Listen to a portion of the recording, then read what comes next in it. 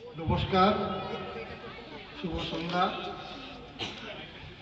আমরা এখানে যথেষ্ট সৌভাগ্যক্রমে একদম একই মঞ্চে দুজন বিধায়ককে পেয়েছি এবং তারা যে একদম মাটির মানুষ সেটা আমি এখানে বুঝতে পারলাম। বিধায়ক মানে অনেকটা উঁচুতে থাকা একটা মানুষ, যাকে দেখা করতে গেলে অনেক কাঠখড় পোড়াতে হয়, অনেক ব্যবস্থা নিতে হয়। সেই যে আমাদের যে ধারণা, অতীত ধারণা, সেটাকে একদম ভেঙে দিয়ে আমাদের ঘরের মানুষ, আমাদের বাড়ির মানুষ, এমন দুজন বিধায়ককে আমরা এখানে পেলাম, যারা এই অঞ্চলের সমস্ত মানুষকে বাই নেম চেনেন এবং তারা বলছেন। আমরা এরকম এরকম বিধায়ককে, মাটির মানুষদের পেয়েও আমি কিন্তু খুব খুশি হচ্ছি। আরও যারা এখানে আছেন, আমি সবাইকে আর সবাইয়ের নাম বলে এই অনুষ্ঠানের তাদেরকে সম্বোধন করতে করতে আমি সময় নষ্ট করব না। আমি সবাই এখানে উপস্থিত সুধীবৃন্দ, তাদের কাছে মদনমোহন তর্কালঙ্কারের সাহিত্য এবং তার কৃতকর্মের মধ্য দিয়ে তার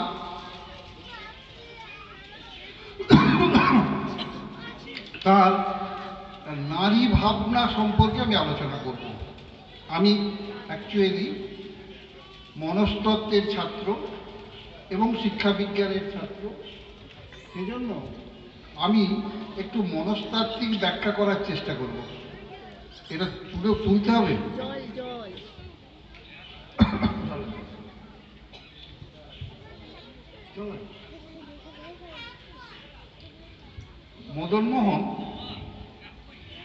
মদনমোহন মানসে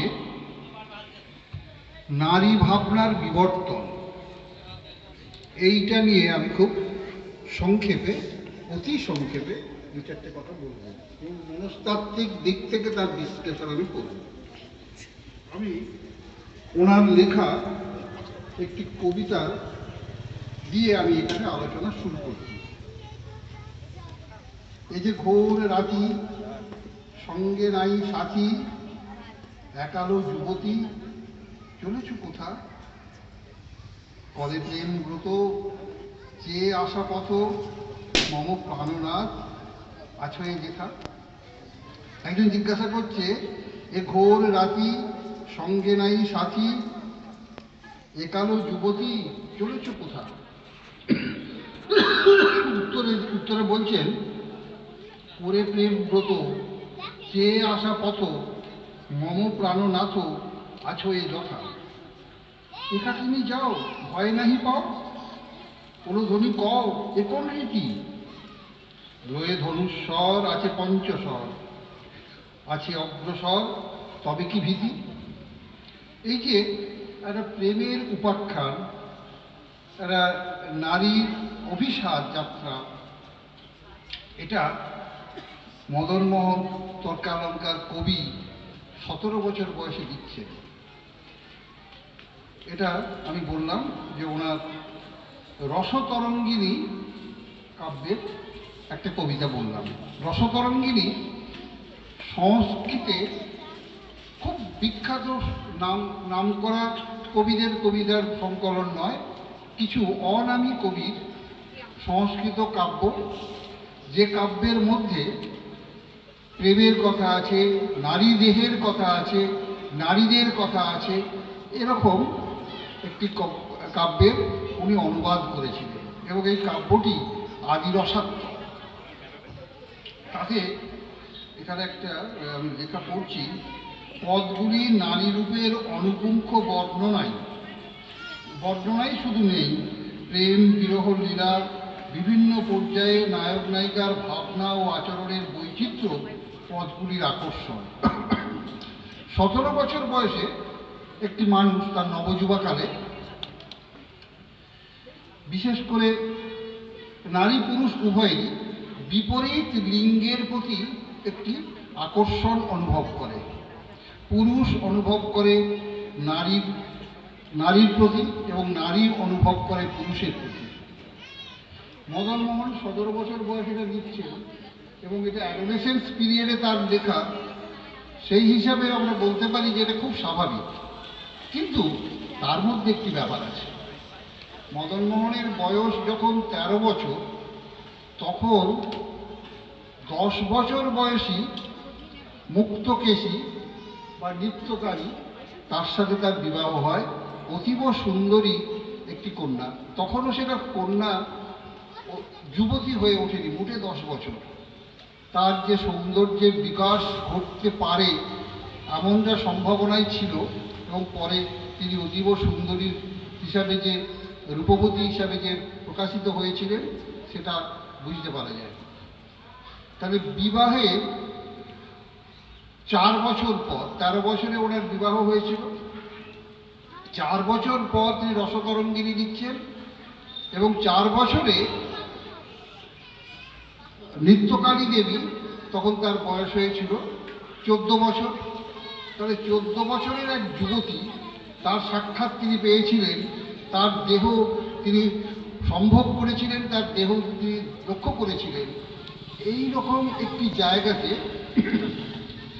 যখন অন্যান্য এখনকার সময়ে যে এটা কৌতূহলের বিষয় হয়, একটা 17 বছরের ছেলে, নারী দেহের সম্পর্কে তার কৌতূহল জাগে, 17 বছরের মেয়েরও পুরুষ দেহ সম্পর্কে কৌতূহল জাগে, কিন্তু এই কৌতূহল জাগার অনেক আগেই তার বিবাহ হয়েছিল এবং সে কৌতূহলের নিমিত্ত ঘটেছিল।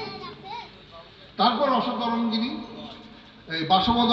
বাসবদত্তার তিনি লিখছেন 19-20 বছর বয়সে, তখন আরও একটু পরিণত হয়েছে, নবযুবা কাল থেকে যুবকের দিকে তিনি গমন করেছেন, এবং তিনি ভাবছেন যে তিনি প্রভাবিত হচ্ছেন ভারতচন্দ্র রায়গুণাকর দ্বারা। রায়গুণাকরের বিশেষ করে বিদ্যাসুন্দরের মধ্যেও এরকম আদিরসাত্মক কাব্য, আদিরসের আধিক্য আছে, এবং তারই দ্বারা প্রভাবিত হয়ে তিনি যখন লিখছেন বাসবদত্তা, এবং তিনি মনে মনে ভাবছেন যে তার এই প্রচেষ্টা হয়তোবা ভারতচন্দ্রের থেকেও ছাপিয়ে যাবে, তার কাব্যগুণ, কাব্যের প্রসাদ গুণ ভারতচন্দ্রের থেকেও ছাপিয়ে যাবে। এরকম অবস্থার লেখাটা আমি মনস্তাত্ত্বিক দিক থেকে বিচার করে, আমি এখন সঠিকভাবে বলা যাবে না, অন্তত একটা অনুমান করা যায় যে রসতরঙ্গিনীর নায়িকা এবং বাসবদত্তার নায়িকা উভয়ই তার পত্নী নৃত্যকালী, তার নৃত্যকালীর বর্ণনাই তিনি দিয়েছেন। রবীন্দ্রনাথ তার অনেক পরে, তিনি কৈশোরে বৈষ্ণব পদাবলী, বিশেষ করে চণ্ডীদাস, বিদ্যাপতি, বিশেষ করে বিদ্যাপতি এবং চণ্ডীদাসের দ্বারা তিনি যেন প্রভাবিত হয়ে কিশোর বয়সে ভানুসিংহের পদাবলী লিখলেন। কিন্তু যখন তিনি আস্তে আস্তে বড় হলেন, পরিণত বয়সে, তিনি কিন্তু আর এই ভানুসিংহের পদাবলীতে, বিদ্যাপতিতে বা ভোজপুরি ভাষায় আটকে থাকলেন না। মদনমোহনের চেষ্টা ছিল তিনি নিজেকে উত্তীর্ণ করবেন রায়গুণাকরের যে রস সৃষ্টি, তার থেকে উত্তীর্ণ করে তিনি এগিয়ে যাবেন। কিন্তু সেই সময়ে তখনকার যে সমাজ ব্যবস্থা, তখনকার যে শিক্ষা ব্যবস্থা এবং কাব্যের যে যারা বোদ্ধা মানুষ, তারা কিন্তু কেউই ভারতচন্দ্রের তার যে একটা বিশাল বহিরূহ, তার পাশে মদনমোহনকে দেখতে পারলেন না, দেখতে চাইলেন না। মদনমোহনের এই রচনাকে একজন নবযুবকের রচনা হিসাবেই তারা গণ্য করলেন। খুব বেশি খ্যাতিলাভ তিনি করতে পারলেন না। অসিত বন্দ্যোপাধ্যায় বলেছেন যে এর সঙ্গে তিনি লজ্জায় বা দুঃখে তিনি আর কাব্য রচনা করেননি। তো আমার মনে হয় মনস্তাত্ত্বিক দিক থেকে বিচার করলে যে নিজের যেটা গোপন কথা, আমি আমার স্ত্রীর সম্পর্কে এবং আমার স্বামী স্ত্রীর যে সম্পর্ক, সেই সম্পর্কের গোপন কথাগুলো আমি প্রকাশ করে ফেললাম, অথচ আমি তেমন কোনো পেলাম না। এখানে এই নাকাশিপাড়ার এই বিল্লগ্রামে তার তখন তিনি পড়ছেন, যখন 20 বছর বয়সে, তখন তার লেখাপড়া শেষ হয়নি, তার আগেই তার বিবাহ হয়েছে এবং প্রথমা কন্যার জন্মও হয়ে গেছে। সেই সময় নিশ্চয়ই নৃত্যকালী দেবী এখানেই থাকতেন এবং তিনি কলকাতায় থাকতেন। তাদের মধ্যে সাংসারিক যে যোগাযোগ, রোজগারের যোগাযোগ, সেটা ছিল না। মাঝে মাঝে তিনি আসতেন এবং তার মধ্যে যে তাদের মধ্যকার যে শারীরিক সম্পর্ক, তাদের মধ্যকার স্বামী স্ত্রীর যে সম্পর্ক, সেই সম্পর্কগুলো স্থাপিত হতো বটে, কিন্তু সেটা তার মধ্যে একটা অতৃপ্তি ছিল, তার মধ্যে কোনো ধারাবাহিকতা ছিল না, সেটা নিরবিচ্ছিন্ন ছিল না। সেটা এইরকম একটা ব্যাপারও এর মধ্যে থাকতে পারে। এবং তখন তিনি ভাবলেন, যেটা গোপন রাখার কথা সেটাই আমি প্রকাশ করে ফেললাম, এবং সেটা প্রকাশ করা সত্ত্বেও আমাকে কেউ খুব বেশি স্বীকৃতি দিল না। এরকম একটা লজ্জা থাকতে পারে, বা এরকম একটা বিষয় নিয়ে ভাবতে ভাবতে তিনি কাব্য রচনা থেকে নিজেকে সরিয়ে নিলেন। এটাকে ফ্রয়েডীয় ভাষায় বলে সাবলিমেশন।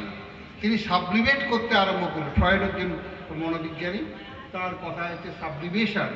তিনি তার চিন্তাটাকে সাবলিমেট করতে আরম্ভ করলেন। তিনি বললেন যেন একটা অপরাধ বোধ, এই অপরাধ বোধটাকে সাবলিমেট করতে আরম্ভ করলেন। তার মধ্যে পরিবর্তন হলো নারী ভাবনার। তিনি নারীকে শুধুমাত্র ভোগ্যপণ্য, শুধুমাত্র যৌন সঙ্গী হিসাবে না দেখে তিনি তাকে ভাবতে আরম্ভ করলেন, না না না, নারী শিক্ষিত হবে, নারী মাতা হবে, নারী কন্যা হবে, নারী শুধুমাত্র উর্বশী হয়ে থাকবে না, নারী মাতা হবে, নারী কন্যা হবে। তখন তিনি নিজের কন্যার শিক্ষার ব্যবস্থা করলেন বেথুন সাহেবের উৎসাহে, এবং সেটা অনেক পরে 1849 ঠিক সেরকম সময়ে এসে, তখন তার বয়স অনেকটা হয়েছে, সেই বয়সে এসে তিনি নারী শিক্ষার জন্য বই রচনা করলেন। তখন তিনি পাঠিসব করেন শিশু শিক্ষা তিনি রচনা করলেন, এবং একদম যেন নারী ভাবনাটা পুরো বদলে গেল। নারী যেমন তার 17 থেকে 19 বা এই সময়ে রসতরঙ্গিনীর সময়ে বা বাসব দত্তার সময়ে তার কাছে নারী ছিল একটা যৌন সঙ্গী। সেই যৌন সঙ্গী থেকে তিনি মনকে পরিবর্তিত করে নারী যে মাতা, নারীর শিক্ষার প্রয়োজন আছে, এই সমস্ত তিনি বুঝতে আরম্ভ করলেন। তিনি নারী শিক্ষার উপরে লিখলেন এবং সমাজ পরিবর্তন করে নারীর উপরে যে নির্যাতন হচ্ছে, বিদ্যাসাগর যে পরিবর্তনটা সূচনা করেছিলেন, সেই দিকে তিনি তার নিজেকে ধাবিত করলেন, যে নারী শিক্ষা, বিধবা বিবাহের প্রচলন ইত্যাদি বিভিন্ন নারীদেরকে, আমি সেই এক কথা আরেকবার বলবো, যে নারীরা মাতা, নারীরা কন্যা, নারীরা দুহিতা, এই রকম একটি ভাবনা তার মধ্যে এসে হাজির হলো। এটা আমার মনে হয় ফ্রয়েডীয় সাইকোলজির মতে এটা হচ্ছে একটি উদ্গতি সাধন, সাবলিমেশন। আমি নিজে আগেই বলেছি, আমি সাহিত্যের ছাত্র নই। এখানে গবেষকরা সাহিত্যের ছাত্র আছেন, তারা তার সাহিত্য ভাবনা, তার শিক্ষা ভাবনা নিয়ে আলোচনা করবেন। আমি মনস্তত্ত্বের ছাত্র হিসাবে তার মনস্তত্ত্ব এবং তার মানসিকতা নিয়ে সামান্য আলোচনা করলাম। এইগুলো আমি আমার বক্তব্য শেষ করছি।